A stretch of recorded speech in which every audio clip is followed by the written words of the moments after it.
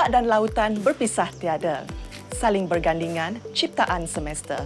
Daripada haiwan hingga ke tumbuhan, sama-sama bergabung di alam lautan. Bagi insan yang bergelar penyelam, cabaran tersedia menunggu di teroka. Hai, saya Telampai Ringgit dan anda bersiaran bersama kami selama setengah jam di Femina, sebuah rancangan yang mendekati sisi peribadi dan kerjaya personaliti wanita pilihan. Pada minggu ini kami membawakan anda seorang personaliti yang meminati aktiviti menyelam lautan atau digelar sebagai Dive Master. Hao Su Jian atau lebih mesra dipanggil Kelly menjawab niat hatinya yang terpendam selama ini untuk menceburi dunia selaman. Wataknya yang berani mencuba kebolehan dirinya itu membuahkan hasil yang menguntungkan.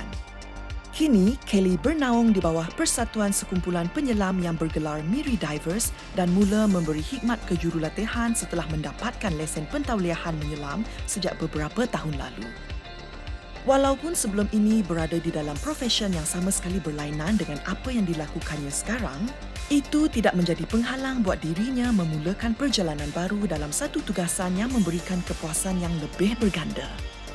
Kelly mencurahkan segala usaha serta tenaga dalam mendapatkan kelulusan tertinggi dalam aktiviti selaman.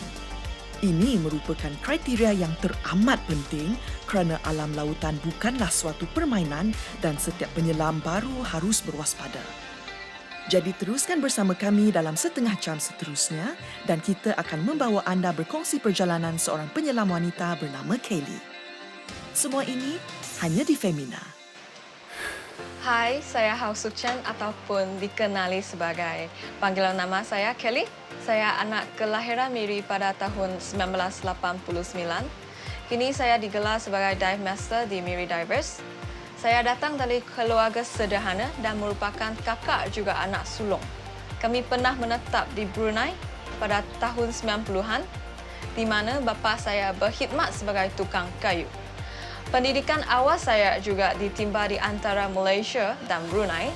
Hasrat saya daripada kecil adalah untuk meneroka lautan sebagai penyelam. Saya sama sekali tidak menyangka yang ianya akan membawa saya jauh dan berhasil merealisasikan angan saya. Takdir dan nasib yang baik menjadi pencetus kepada di mana saya berada sekarang. Semuanya bermula dengan saya melayari laman sosial Facebook untuk mencari tawaran promosi kelas menyelam dan saya temui apa yang saya dikehendaki di Coco Dive yang kini bernama Miri Diver. Tanpa buang masa, saya ajak rakan saya untuk ikut serta dan terus menempah tempat. Ketika kelas itulah saya buang rasa segan untuk bertanya kepada jurulatih selaman sama ada saya boleh menyertai mereka sebagai pelatih. Impian saya terjawab apabila mereka memberi lampu hijau kepada saya. Itu hari yang akan saya kenang sampai bila-bila. Teruja dan seronok dengan maklum balas positif mereka. Dalam hidup kita, perlu mengejar impian kita tidak kira sebesar mana impian itu. Jika kita tidak pernah mencuba, kita mungkin terlepas peluang itu selamanya. Tuah dan nasib juga memainkan peranan. Jika kita berada di masa dan tempat yang betul, maka peluang itu mungkin muncul. Di Miri Divers juga saya menjalankan kerja-kerja berkaitan dengan pemasaran digital. Dunia bergerak laju dan teknologi yang kita akan wajar digunakan. Saya terlibat dalam rekaan grafik dan dalam masa sama menguruskan hal-hal pentadbiran dan urus selia. Tugasan dalam dan luar pejabat menjalankan saya lebih memahami pentadbiran yang perlu dilaksanakan dalam membangunkan pusat selaman kami. Sama Kelly, dia satu orang banyak rajin dan dia suka menolong kita badi-badi dive kali. Macam ada dive yang baru datang, yang ada yang lupa terlalu lama, terlupa mau macam mana pasang, dia akan tolong. Dia pun kuat lah, dia boleh angkat tank. banyak gambar untuk dia ambil tank cantik-cantik. Dia pun suka ambil gambar. Okeylah, dia kerja pun rajin. Kita punya pos semua dia design kita punya pos semua. Dan dia kerja pun sentiasa pun tak faham dia pun tanya. Okey, teringat sampai sekarang jadi DM sudah. Saya pun rasa bangga ni. Ada kawan macam ni lah. Kita bukan hanya kerja sama. Kita sudah kira kawan baik. Setiap pelatih yang hadir untuk kelas juga menjadi sebahagian dari keluarga kami di sini. Bagi saya, tunjuk ajar yang tepat serta pengalaman yang diberikan kepada mereka akan membuatkan mereka ingin kembali lagi ke lautan untuk menyelam bersama kami. Jalinan perhubungan erat ini memberi erti sesama rakan penyelam tidak kira lama atau baru. Harus diingati, aktiviti menyelam memang berisiko dan terletak pada disiplin dan pematuhan protokol yang tinggi. Jangan sesekali berasa angkuh dengan keupayaan kita kerana bila di dalam laut, kita umpama berada di dunia asing. Unsur lautan itu mendamaikan di mata saya. Pelbagai jenis ikan serta tumbuhan laut memeriahkan isi lautan. Jika kita lihat pada jenis sesetengah spesies pula, ianya berlainan bergantung pada tahap kedalaman kita menyelam. Persiapan mental juga perlu dititik beratkan untuk mengelakkan perasaan panik ketika menyelam. Ada sesetengah orang yang mungkin fobia atau trauma pada sesuatu benda. Ini perkara yang perlu kita kawal. Jika anda berhasrat menikmati dasar lautan, pastikan anda tahu tentang keupayaan diri sendiri. Nasihat saya kepada pengamal lautan juga aktiviti menyelam, jagalah tingkah laku ketika membuat aktiviti tidak kira di pantai atau di laut. Buang sifat pengotor seperti membuang sampah, sisa plastik dan pelbagai bahan terbuang lain ke dalam laut. Ianya akan memusnahkan ekosistem juga hidupan laut, lain terutamanya haiwan yang akan memakan sisa tersebut. Bayangkan rumah anda dipenuhi sampah, sudah pasti ianya tidak memberi keselesaan kepada kita. Sayangilah alam juga lautan kita dan kita akan menikmati faedahnya di masa hadapan.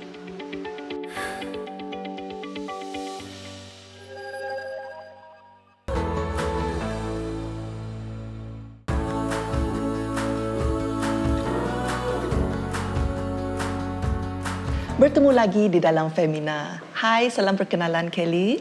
Hai Ethel. Terima kasih kerana sudi bersama kami di dalam sesi Bual Bicara. Kami ingin mengenali Kelly dengan lebih mendalam dan ingin bertanyakan banyak soalannya berkaitan dengan kerjaya Kelly. Seperti yang kita sedia tahu kan, sebelum setiap orang ataupun seseorang itu menjadi dive master, mereka haruslah melalui beberapa peringkat. Jadi Kelly, bolehkah ceritakan apakah tangga-tangga yang perlu didaki untuk seseorang itu bergelar dive master? Sebelum tu, terima kasih Ethel untuk menjemput saya dalam sesi perbualan ini. Sama-sama. So, the first thing before I become a diver, mesti ambil open water diver. Alright. Ya, yang untuk sebelum certified. So, after you certified as a diver, baru kamu dapat ke peringkat yang tahap tingkat yang tinggi. So dalam peringkat ini actually dia ada open water, lepas tu mesti capai advanced open water, and then lepas tu setiap peringkat ada berlainan punya persejalan. Itu merupakannya open water tadi itu, Ya. merupakan adalah level yang pertama yang basic sekali. Ya, basic sekali. For open water biasanya kita ambil 4 hari untuk habiskan tu course. 4 hari ya. Lepas tu kamu boleh di certified as a diver. So apa yang 4 hari ni buat? Ya. The first day ialah teori. Teori, okey. After theory, you have the exam. Ujian, ambil ujian. Lepas Okey. ujian kamu pass, baru kamu boleh ke peringkat yang seterusnya. So seterusnya ialah pool training. So dalam pool training, instructor akan ajar kamu macam mana skill dalam underwater, basic skill. So lepas tu, after the skill complete, you are confident that so you can go to open water. Maksudnya pergi ke laut untuk menyelam. Dalam laut tu ada ujian juga. Ada ujian juga.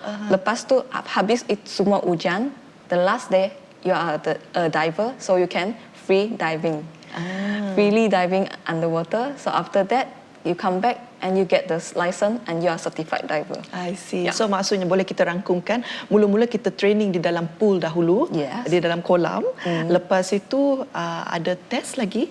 Ya, ada ada test dekat pool. Ya. Lepas habis level dekat pool, barulah boleh pergi ke ocean, iaitu di tengah-tengah lautan. Ya. Dan another test. Mungkin ada yang berminat sangat nak diving, tapi tak pandai nak berenang. Boleh tak join? Is there a problem? Of Mungkin course. Kelly boleh ceritakan Bukan sikit. semestinya mesti nak berenang. Sebab berenang dengan diving tu dua benda yang berlainan.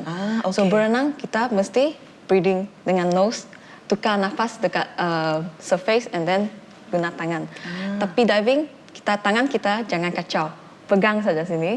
So kita guna mulut saja yang bernafas. I see. Hidung tidak. Kalau kita berenang, kebanyakan kita menggunakan teknik tangan dan juga kaki mungkin. Ya. Tetapi kalau divingnya bezanya, kita tak menumpukan dengan tangan, kita cuma sebab tangan sebegini saja. kalau dia kalau banyak goyang ataupun kacau akan kacaukan lautan ataupun you tak akan terapung tiba-tiba. I see. Jadi maksudnya fokusnya cuma pada kaki sahaja. Fokus ya? kaki dengan nafas saja. So bagi saya belajar berenang bukan kerana saya nak diving. Saya belajar berenang adalah untuk mengconfidentkan saya tidak takut dengan air. Kita kenalah melengkapkan semua course yang Kelly sebutkan tadi untuk membolehkan dirinya bergelar sebagai dive master ataupun as a diver pada mulanya. Pada mulanya. Jadi Kelly, soalan yang seterusnya, di manakah lokasi-lokasi yang pernah Kelly pergi untuk selaman? Pertamanya mestilah di Miri sini sendiri. Aha. So Miri actually dia banyak dive site yang cantik yang tidak kalah di tempat lain. Ya. Berapa jauhkah perjalanan untuk ke tempat selaman tersebut dan apakah nama-nama? Mungkin boleh kita kongsikan dengan penonton yang ingin ke Miri suatu hari nanti? Ya, mestilah. Yang paling terdekat dengan jetty ialah 15 minit Eve Garden. Yang jauh actually ada 45 minit ataupun 1 hours, 1 jam. Yang ternama dekat Miri ialah Kenyalang Rec. Okay. And then ada Eve Garden, Nemo City. Ya, Hatano Reef. Oh, okay. Ya, Batu Belais. Oh, banyak Banyak betul, ya. lagi. Banyak Tidak dapat sebenarnya. saya sebutkan habis tu. Ceritakan pula macam mana dekat di luar daripada Miri. Setakat ini yang di luar saya menyelam ialah Tioman. Tioman. Tioman bagi saya cantik. Memang cantik. Lautannya sudah tentu sangat biru. Ya, tentulah biru. Tumbuhan karang pun berbeza. Haiwan dalam lautan pun ada sikit perbezaan. Tetapi pun spesies yang sama. Apakah pengalaman Kelly yang paling menyeronokkan sepanjang aktiviti menyelam? Yang menyeronokkan ialah terlihat ikan-ikan yang berlainan yang tidak dapat kita lihat di land. And then yang baru-baru ini saya terjumpa satu ikan hiu yang agak besar, besar daripada saya actually. Namanya grey reef shark. I see, Ya, okay. memang teruja saya nampak. Sampai sekarang saya tidak akan lupa. Selalunya orang rasa takut tengok shark, tapi Kelly pun tak seronok tengok shark. Bukan saya yang seronok. Actually for semua diver yang nampak shark memang happy sebab jarang nak jumpa shark. Kira sangat bertuah lah Ya, kerana dapat betul sangat. Dekat Miri sini dapat jumpa shark. di Miri ya. Ya. Wow, sangat eksotik sekali. Apakah harapan Kelly terhadap pemeliharaan laut? So, mestilah kita mesti menjaga laut. Rugi kalau kita tidak jaga dia. Sebab laut kita Miri sini masih sihat yang daripada tempat yang lain. Bleaching coral. Tapi di Miri banyak yang masih sihat, masih cantik. And then haiwan pun banyak dekat sana. Maksudnya terumbu karang dan juga hidupan-hidupan lain masih terpelihara di Miri ya. Dan kita kena bersyukur sebab mereka mereka masih dalam keadaan yang baik sekali. Dan bagaimana pula dengan pencemaran ataupun bagaimana pula dengan unsur-unsur yang lain yang boleh merosakkan hidupan air? Boleh Kelly kongsikan? Seperti sisa-sisa sampah ataupun plastik, dia akan mengancam penyu. Sebab dia ingatkan plastik itu ialah jellyfish. So that's why kadang-kadang dia termakan kita kenalah peka, setiap seorang kita kena peka terhadap kebersihan lautan ya, dan jangan membuang sampah. Ya. Kerana kadang-kadang haiwan di dalam lautan ni dia tidak boleh bezakan sama ada itu makanannya, contohnya jellyfish. Jadi dia tengok plastik tu dia macam makanan, dan dia pun makan. Dan paling sedihnya kalau kita pernah lihat penyu-penyu pun termakan banyak plastik dan akhirnya mengancam nyawa mereka juga ya. Sudah tentu. Jika diberikan peluang, di manakah tempat-tempat lain impian untuk Kelly menyelam? Bagi saya, mestilah Malaysia. Terdekat ialah Sabah, sempurna dengan Sipadan. Yang lepas tu, saya pun ada hasrat nak pergi luar negara. Di mana tu Kelly? Mesir. Di Red Mesir. Sea. Red Sea. Ya. Okey. Di manakah Kelly melihat diri sendiri 5 tahun akan datang? 5 tahun akan datang, saya nak meningkatkan lagi tahap diving saya. Nak gain experience more on diving knowledge. Ya, gain more experience dengan haiwan-haiwan yang berlainan. Ingin mengetahui dengan lebih mendalam tentang spesies lautan dan hidupan-hidupan di lautan. That's very novel. Ya. Kelly, terima kasih kerana sudi bersama kami dalam sesi Bual Bicara Santai. Banyak perkara yang saya belajar daripada Kelly. Terima kasih juga kepada Ethel untuk menjemput saya dengan sesi ini. Saya amat bangga saya dapat kenal dengan Ethel. Sama-sama. Kita jumpa lagi selepas ini.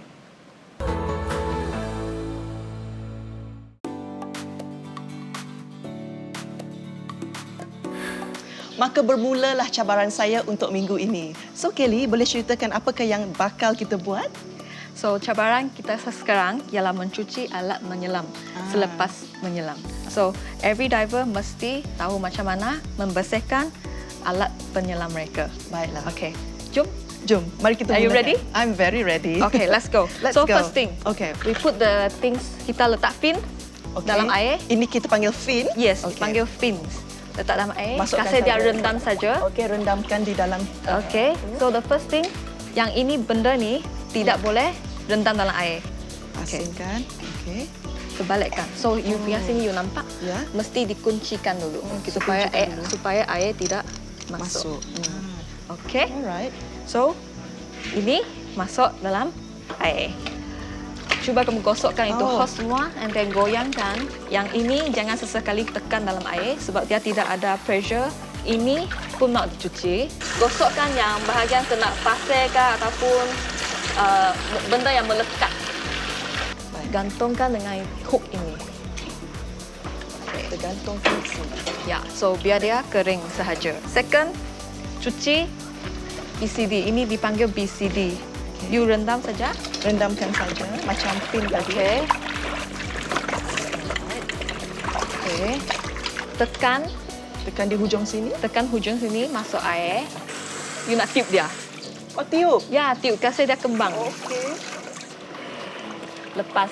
Okey, masuk lagi air dia. Okey, sudah rasa kembang dia? Ya, sudah kembang. Okey. Kita angkat.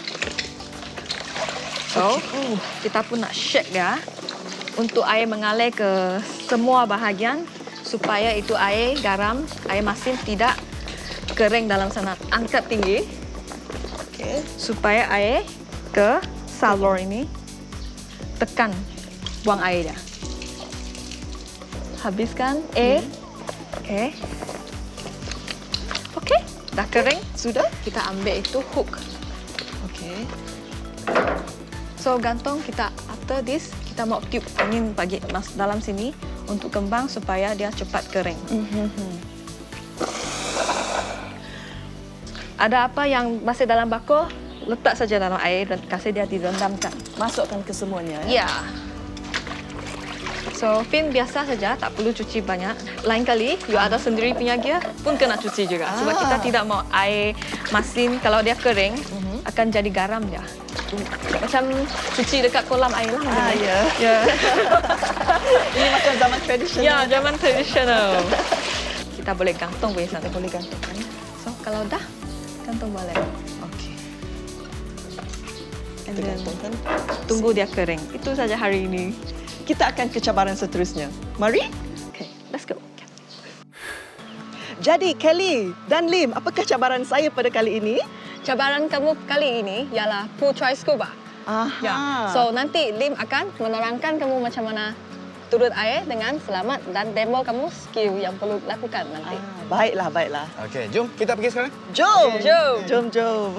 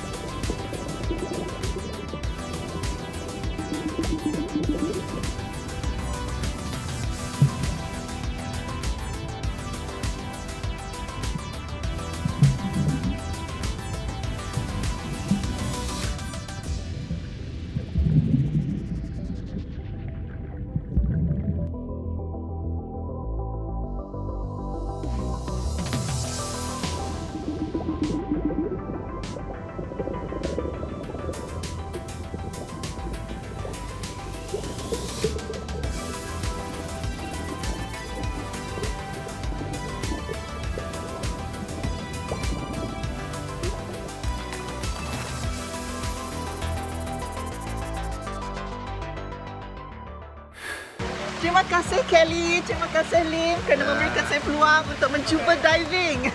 Sama-sama Ethel. Macam mana tadi? Seronok ke tidak? Oh, seronok sangat sebenarnya. Kalau boleh saya nak cuba lagi, saya nak buat lagi. Ya, okey. Terima kasih kerana sabar ya mengajar saya. You're welcome. So, hopefully lain kali you datang balik. Boleh, saya Ambil sangat kos lah. boleh. Saya sendiri nak ambil kos nanti. Okay. We'll welcome you. Okey. So, good job. Thank you. Okay. Setiap impian, hajat atau niat yang kita simpan di dalam hati boleh menjadi kenyataan jika kita berusaha mencapainya.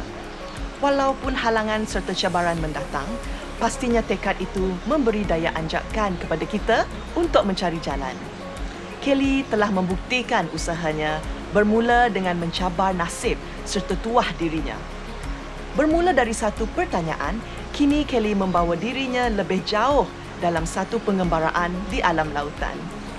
Apa yang menyeronokkan lagi, usahanya itu menjadi mata pencarian dan di dalam masa yang sama menjadi guru kepada orang ramai yang mempunyai cita rasa yang serupa. Kelly memberi gambaran dirinya sebagai seorang yang sedia menerima perubahan dan tidak mahu berada di takut lama. Jika dahulu kerjayanya berkisar kepada seni reka bentuk, kini beliau mendaki tangga kejayaan baharu yang memberi 1001 kepuasan. Alam lautan juga membuka mata Kelly pada pentingnya penjagaan dan pemeliharaan ekosistem. Manusia menjadi punca utama kepada kerosakan alam yang kita alami. Maka dengan itu, kesedaran yang perlu dipertingkatkan demi memastikan nilai-nilai murni tentang penjagaan lautan dapat diterapkan dalam jiwa. Jangan sesekali memperlekehkan usaha satu kesedaran. Lambat laun, kita akan menangisi kerugian yang kita alami bila alam mula rosak dan tercemar. Tiada jalan kembali jika itu terjadi dan pemulihannya akan mengambil masa puluhan, malahan ratusan tahun. Sekian saja untuk kali ini. Kita jumpa lagi dalam edisi seterusnya. Bye!